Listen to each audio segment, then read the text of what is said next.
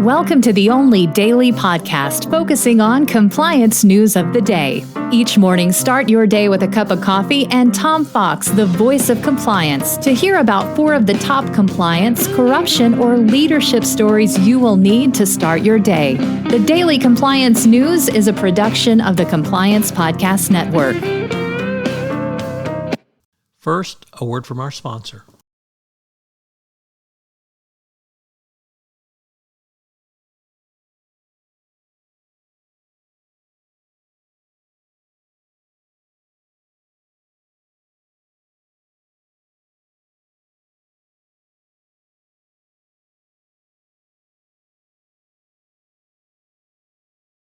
Daily Compliance News for March 2, 2022, the Texas Independence Day edition. And here in Texas, we celebrate today as our Independence Day when we declared our independence from Mexico. Today's first story is Estee Lauder executive John Dempsey is fired over an Instagram post that contained a racial slur and a joke about COVID-19. He was informed on Monday that he must leave the company effective immediately. He was executive group president and saw many of the company's biggest brands. The decision was a result of his recent Instagram post, which did not reflect the values of the Estee Lauder company, the company said in a memo.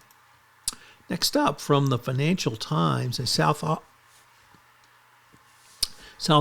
African judicial inquiry pointed to specific and widespread corruption under former President Zuma, and a logistics company, Bosasa, was part of the widespread corruption, delivering literally bags of cash to loot the state under the former president.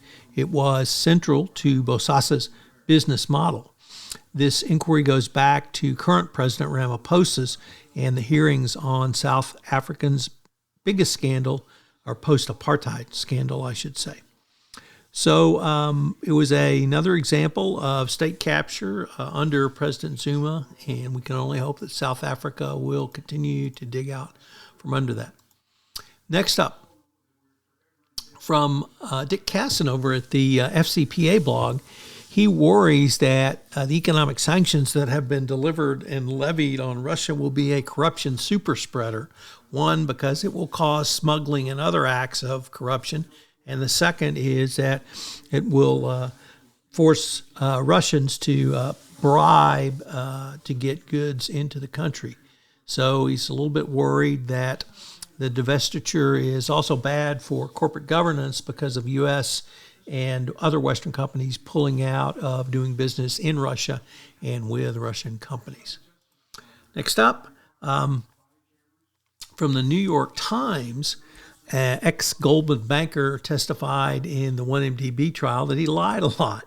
And that's Timothy Leisner, who's the government star witness, said that as he was presented with fake divorce decrees and other documents in his end of his direct testimony. His testimony was put on hiatus while the defense went through some 15,000 pages of documents delivered by the government. Cross-examination is expected to last several days, and boy, wouldn't you like to be a part of that. Our final story is on the spousal privilege he claims, which the defense claims you can't have spousal privilege when you're a bigamist. Can't wait to get the court's ruling on that question. The Daily Compliance News is a production of the Compliance Podcast Network and a proud member of C-Suite Radio. Thanks so much for listening. I hope you'll join me again tomorrow.